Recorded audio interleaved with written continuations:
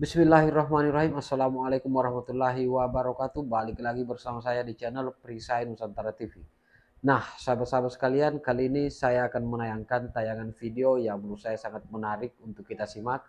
Di mana dalam tayangan video ini terjadi perdebatan antara Bang Guntur Romli, politisi Partai PDI Perjuangan, dengan Bung Hendar Sam, yang notabene juga sebagai politisi Partai Gerindra, yang kemudian memperdebatkan persoalan adanya statement Ahok yang kemudian dianggap sebagai pahlawan kesiangan setelah Kejaksaan Agung berhasil membongkar skandal mega korupsi yang terjadi di PT Patraniaga, khususnya di PT Pertamina.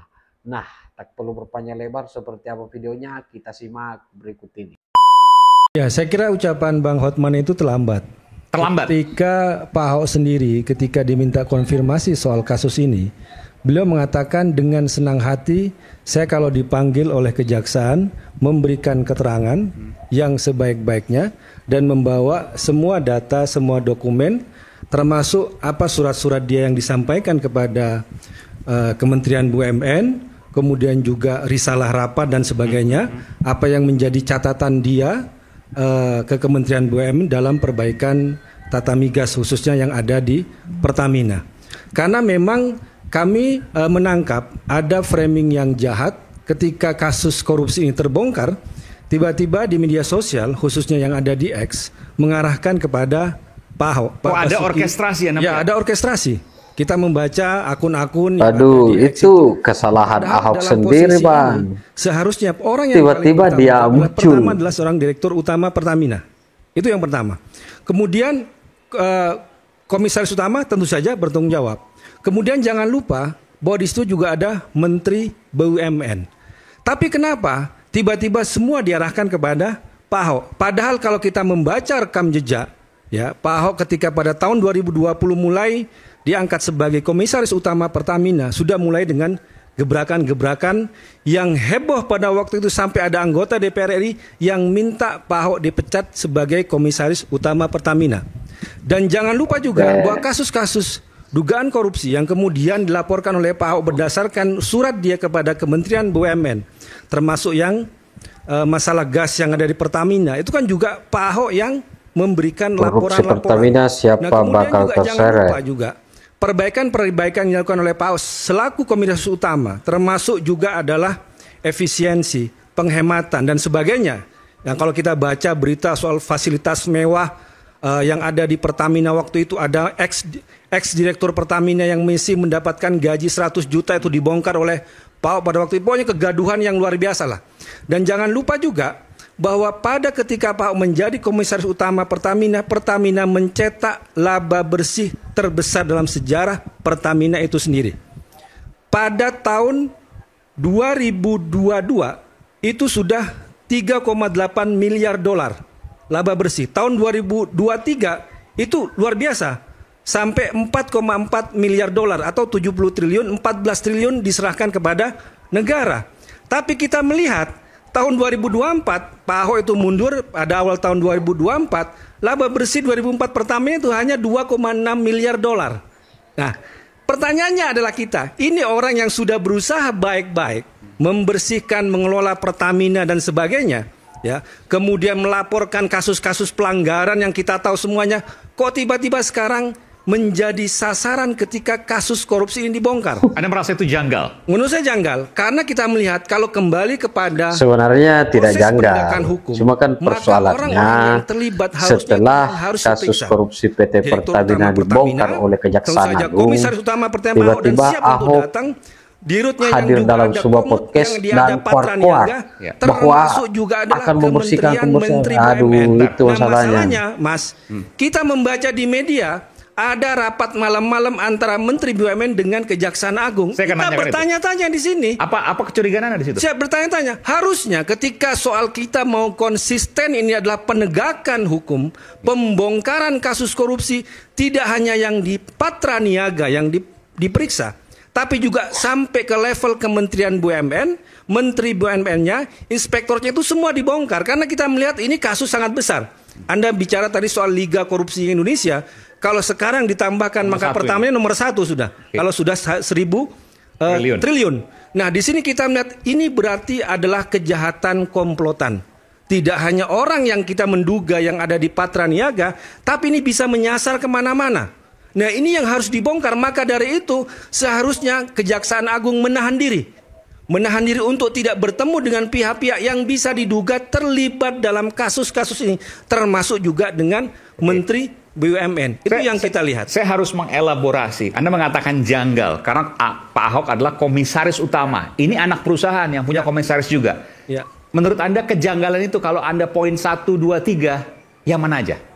Ya, kejanggalan Satu, pertama satu adalah ketika kita melihat ini adalah kasus Patra Niaga, maka yang harus diperiksa duluan adalah komisaris utama di Patra Niaga. Itu seharusnya pertama. Setelah direksi? Ya, tentu saja setelah Direksi kan tersangka. Kemudian setelah itu baru yang namanya Direktur Utama Pertamina. Oke. Ya, kemudian komisaris utama Pertamina. Kemudian juga kementerian, Menteri BUMN itu juga harus diperiksa. Harusnya. Tapi kok tiba-tiba dari awal sudah mengarah telunjuk semuanya kepada Lompat ke situ. Maka itu yang kita lihat ada kejanggalan, ada kecurigaan bahwa ini tidak hanya persoalan penegakan hukum, tapi ini sudah dicoba untuk di-framing dalam sebuah serangan pada partai politik. Itu kami melihatnya. Ada yang mau komentar soal ini? Silakan. Terima kasih. Janggal karena lompat. Iya. Anak perusahaan bukan komisarisnya dulu, tapi langsung komisaris utama, bahkan direksi Bapak perusahaan ya, Pertamina maksudnya. Ya, nanti kita uraikan satu-satu. Sebenarnya ini kan nggak ada yang jadi masalah karena proses hukum itu sudah berjalan. Betul. Proses hukum itu sudah berjalan. Jadi saya itu memang agak sebenarnya memang tidak ada masalah karena proses hukum sedang berjalan. Kok tiba-tiba Ahok muncul? Ini masalahnya. Kok tiba-tiba Ahok muncul? Ya, ini disclaimer. Saya tidak dalam posisi untuk menyalahkan atau membenarkan, ya kan, kinerja Ahok di Pertamina. Jawaban dulu. Ini janggal nggak? Menurut Anda janggal nggak? Bukan soal itu. Anda berani nggak menyebut ini janggal atau wajar? Itu aja. Apanya itu? Pemeriksaan Ahok yang kemudian disebut-sebut akan diperiksa. Oh enggak, bukan gitu melihat. Kita harus melihatnya ini konsernya di Patra Niaga. Ya, konsernya di situ dulu. Ini perkara kasus Patra Niaga. Ketika kasus Patra Niaga ini muncul, kemudian tidak lama setelah itu Pak Ahok membuat podcast. Menyatakan saya akan tangkap semuanya segala macam. Loh, yang nangkap ini Kejaksaan Agung. Betul.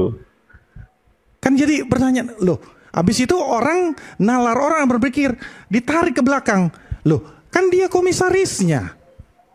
Itu yang menjadi masalah gitu loh. Kemudian ini masalahnya. Ngomong, lu komisarisnya begini. Tiba-tiba muncul kor-kor, nangkap ini, bongkar itu. Kalau Pak Ahok nggak bicara, padahal kan dia komisaris, kenapa baru sekarang? Dengan gaya dia tahu sendiri kan, mukanya sampai merah segala macam, saya tangkap segala macam. Ini nggak akan ada masalah kayak gini. Karena semua itu sudah berjalan. Jadi begini, yang saya maksudkan. Kalau yang Pak Ahok bilang dia mau tangkap semua segala macam, dia siapa? Dia bukan aparat penegak hukum. Kalau yang mau diberikan apresiasi terhadap penindakan yang dilakukan oleh terkait dengan masalah ini, itu satu adalah pemerintahan Pak Prabowo. Karena kita sama-sama tahu, ya, masalah-masalah gini, mafia-mafia ini udah puluhan tahun, Bung Aiman. Baru di pemerintah Pak Prabowo itu bisa dibuka semuanya. Itu yang pertama, ya kan? Alias di pemerintahan Pak Jokowi belum atau tidak bisa dibuka. Yang kedua, ya nanti dulu. Yang kedua, emang isi Bung Ray ini ganggu-ganggu gua mulu dari tadi. Ganggu. Yang kedua, yang patut diapresiasi itu adalah Dirut yang baru. Ya, Dirut yang baru itu, ya, dengan secara ofisial menyatakan saya, ya kan, secara korporasi memohon maaf terhadap kinerja yang selama ini terjadi. Beliau baru 4 bulan menjabat. Anda bandingkan seorang yang tidak terlibat, tidak ada di fase pada saat terjadinya mega korupsi itu, mengambil take over, mengambil tanggung jawab untuk menyatakan bahwa Pertamina meminta maaf. Saya atas nama Pertamina minta maaf. Bandingkan dengan apa yang dikatakan oleh Ahok. Bandingkan apa yang dikatakan oleh Ahok. Betul. Bandingkan. Jadi bisa dikatakan gini loh, saya bilang Pak Ahok ini pahlawan kesiangan, gitu loh. Semua udah ditangkap, bahkan mungkin akan berlanjut kepada hal-hal kepada tersangka-tersangka lain. Tiba-tiba dia nongol. Habis itu saya mau tangkap semuanya, saya akan buka semuanya. Nah, yang jadi masalah saya itu yang janggal Anda mau katakan. Nah, yang berikutnya. Saya udah tonton tuh. Nggak, itu yang janggal. Anda mau itu yang janggal. Saya sudah tonton semua podcastnya. Itu udah ditanyakan. Anda tahu nggak, ya kan, tentang masalah Patraniaga ini, ya kan, kasus Patraniaga ini nggak dijawab sama dia. Kan cuman itu doang. Ini dia ngomongnya prestasi, ya seperti yang dikatakan oleh Bung Guntur tadi. Dia cuma ngomongin saya sudah gini, saya udah ngoceh, sudah ribut, silakan rekaman segala macam. Yang ditanyakan cuma simpel. Anda tahu atau tidak bahwa ada kasus Patraniaga? Kan cuma itu. Kalau tahu jawab ya, kalau tidak bilang tidak. Enggak dijawab. Nah, yang menjadi dua faktor, dia tahu atau tidak. Itu dulu. Kalau dia tidak tahu, artinya dia tidak menjalankan fungsi pengawasannya. Ya kan, itu yang pertama. Yang kedua, kalau dia tahu tapi dia tutup mata, ya kan, dia tutup mata, ini yang menjadi masalah. Artinya bisa dikatakan dia membiarkan suatu tindak pidana terjadi, ya kan? Bahkan bisa dikatakan ini ada obstruction of justice, menghalang-halangi penyidikan, karena fungsi dia adalah mengawasi. Fungsi dia mengawasi, bahkan dia bisa memberikan masukan kepada direksi, bahkan bisa memberikan masukan ke Kementerian BUMN, bahkan presiden itu adalah teman dia loh, ya kan? Pak, nggak ada yang nggak benar di sini. Konteksnya di situ. Nah, ini dilebarkan kemana-mana. Konteksnya ini Patraniaga, ditanyakan ke Ahok, lu tahu apa enggak? Kalau tahu artinya obstruction of justice, Anda mengatakan itu? Ya, kalau tidak itu. tahu, lalai dalam pengawasan. Silakan jawab. Ini kasus korupsi di Patraniaga bukan kasusnya Ahok. Itu pertama kita harus tegaskan. Tidak ada yang mengatakan bahwa itu kasusnya Ahok. Jadi ini bukan kasus korupsinya Ahok, tapi kasus korupsinya Patraniaga. Kita perlu dudukkan di sini. Tapi memang sejak awal ketika ada pengumuman, ada tersangka dan ditangkap dengan kasus Patraniaga, ya. Kemudian wartawan juga mengkonfirmasi di media rame, kemudian dikonfirmasi kepada Ahok. Jadi ini mungkin karena permainan framing yang ada di medsos ataupun media, Ahok seolah-olah dia mendapatkan. Tapi runtutannya benar nggak tadi? Kalau karena Ahok dulu yang menyampaikan. Enggak benar. Kalau Anda baca media, kalau Ahok Anda itu baca reaktif. Tanggal 27 Februari ya, ketika ada urutannya gimana? Menurut Anda? Ya, itu ada pengumuman ya, soal yang Patraniaga. Kemudian di situ diarahkan kepada Pak Ahok. Pak Ahok mengatakan saya siap dipanggil untuk menjelaskan.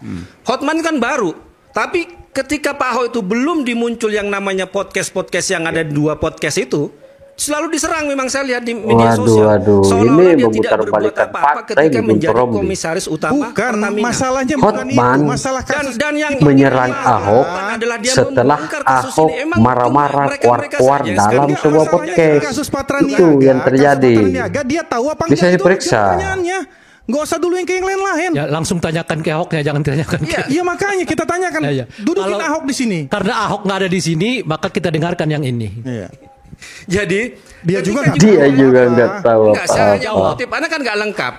Anda menanyakan pada sesuatu yang jelas nggak bisa dijawab gitu loh. Podcastnya Ahok juga mengatakan dia sudah memberikan teguran-teguran kepada Direktur Utama Patraniaga. Tidak ada. Ada di situ. Tidak dia ada. bilang soal pemecatan dan sebagainya. Ada. Saya sudah catat semuanya. Anda tonton lagi di situ ada soal. Kalau saya jadi utama saya pecat. Dia ngalor ngidul ke masalah yang lain. Berarti Anda nggak nonton. Dia ngalor ngidul ke masalah ada kata-kata Pak Ahok di situ ada. Saya sudah Kemudian siap. yang paling penting adalah saya datang ke acara ini. Saya sudah siap dengan semua itu. Karena ini inilah kasus besar. Ini permainan tidak hanya yang ada Patraniaga. Karena itu apa? Ahok siap untuk memberikan keterangan apa saja yang menjadi masukan-masukan dia kepada kementerian, termasuk juga kepada direksi, termasuk dia menyinggung soal harga minyak yang tidak pernah dimasukkan kepada e-katalog. Ini termasuk yang dikeluhkan oleh Pak Ahok, sehingga disitulah terjadi yang namanya permainan harga, tidak ada yang namanya transparansi. Nah, kita sekarang Kalau bicara soal penegakan hukum, ya panggil semua dong. Jangan tiba-tiba semua diarahkan kepada Pak Ahok. Meskipun Pak Ahok sudah siap memberikan keterangan apapun yang mau dia tanyakan, dia siap untuk melakukan Bung Aiman, terangan itu. bisa nggak? Tadi saya counter apa yang dikatakan oleh dia dan katakan Pak Ahok. Pak Ahok bilang kekuasaannya terbatas, nggak bisa ngapa-ngapain. Ya. Itu menjadi anomali, ya kan? Ketika beliau menyatakan saya sudah buat masalah e-katalog, ya kan? Saya sudah usulkan, saya itu adalah warisan, adalah legacy saya. Itu tugas direksi, bukan tugas komisaris. Artinya, kalau kita konteksnya bicara masalah Patra Niaga, dia bisa intervensi ke masalah itu, tapi enggak juga. Dia itu berulang kali, 3 kali kalau saya catat, 3 kali ditanyakan tentang masalah itu, dia nggak bisa jawab. Dia cuma jawab, saya ini komisaris, ya kan? Coba kasih saya direktur. Ya kan, saya akan pecat-pecat semua segala macam. Ternyata di 2024 dilihat lagi, dia tuh ditawarin jadi dirut, kemudian dia menolak oleh Pak Jokowi. Dia ngomong, ini Pak Jokowi ya, menawari dia dari, artinya dia itu diberikan tugas oleh Pak Jokowi. 2023, akhir 2023. Iya, dia diberikan tugas oleh Pak Jokowi. Dan dia menolak. Dia menolak. Karena waktu itu memang mau keluar dari Pertamina. Enggak itu alasannya. Setelah itu, alasannya dia mau main golf, dia mau main piano, diri dari Pertamina. dia mau les Mandarin. 2023 buat apa jadi dirut? Dia mau santai-santai mau main golf. Biasa gitu loh. Gitu loh. Ketika santai-santai mau main golf itu artinya ada kelalaian di situ. Kan gitu. Betul, ada kelalaian. Bagaimana framing korupsi Patra Niaga diarahkan ke kasus Ahok sama dia? Loh, gitu kan? Gak ada. Kita ngomongin Patra Niaga loh. Ngomongin Patra Niaga kan? Ini unggul dari Liga Korupsi Indonesia. Tiba-tiba semuanya diarahkan kepada kasus Ahok yang sudah melakukan kerja kepada Pertamina itu kan? Buktinya ini. Bung Aiman. Anda bicara kasus korupsinya gimana? Anda bicara kasus korupsinya. Mas Guntur ya. Saya tidak meniadakan kinerja Ahok tentang masalah yang lain-lain. Korupsinya Patra Niaga Anda ngomong dari tadi Anda kasih kesempatan. Kasus Patra Niaga kenapa memangnya? Loh, ya bicara dong. Ini kan temanya kan memang kasus korupsi Patra Niaga. Kan yang jadi masalah ini kan omongannya Ahok. Seolah-olah dia pahlawan kesiangan. Loh, siapa yang bilang pahlawan kesiangan, Bung? Loh, saya yang ngomong dia pahlawan kesiangan. Saya juga bilang pahlawan kesiangan. Itu aparat penegak hukum. Ini adalah usaha untuk membongkar Patra Niaga. Ketika ada orang berusaha membongkar, kok Anda dia nggak ngomong masalah itu, dia ngomongin masalah yang lain. Ya kan, dia membongkar masalah lain. Sahabat-sahabat sekalian pasti sudah menyimak bagaimana luar biasanya perdebatan antara Bang Hendarsam dengan Bang Guntur Romli. Namun penting untuk kita ingat bahwa Hotman Paris tidak menyerang Ahok sebelum Ahok melakukan podcast dan koar-koar bahwa akan menangkap ini, akan membersihkan di sini, akan membersihkan di sini. Tapi Hotman Paris mulai mengomentari Ahok, mulai menyerang Ahok setelah Ahok hadir dalam podcast tersebut. Dan itu wajar. Karena kenapa baru sekarang Anda berteriak? Kenapa baru sekarang Anda ngoceh? Kenapa baru sekarang Anda koar-koar? Seharusnya sebelum kasus tersebut dibongkar oleh Kejaksaan Agung, maka Anda sudah seharusnya melaporkan hal tersebut. Kalau memang Anda memiliki data, karena kan itu yang Anda sampaikan, bahwa Anda memiliki data. Jadi apa yang kemudian disampaikan oleh Bang Hendarsam ini memang salah satu narasi yang kira-kira membungkam omon-omon yang disampaikan oleh Bung Guntur Romli. Karena pada dasarnya Bung Guntur Romli hanya sebatas membalikan fakta. Berbeda dengan apa yang disampaikan oleh Ahok, berbeda dengan realitas yang terjadi dengan apa yang disampaikan oleh seorang Guntur Romli. Dan tepat apa yang disampaikan oleh Bang Hendarsam bahwa Ahok ini hanya pahlawan kesiangan. Di saat Kejaksaan Agung berhasil mengungkap mega korupsi yang terjadi di PT Patra Niaga, tiba-tiba Ahok muncul dalam sebuah podcast dan ngoceh sana sini, membersihkan di sini, menangkap di sini. Kapasitas Anda apa? Sedangkan tugas Anda sebagai komisaris utama itu tidak dijalankan. Kan itu yang jadi pertanyaan. Jadi saya kira demikian konten kali ini, sahabat-sahabat sekalian. Bagaimana respon kalian? Silahkan tinggalkan di kolom komentar. Terima kasih. Wallahul muwaffiq ila aqwamit thariq. Wassalamualaikum warahmatullahi wabarakatuh. Salam waras, salam akal sehat, NKRI harga mati.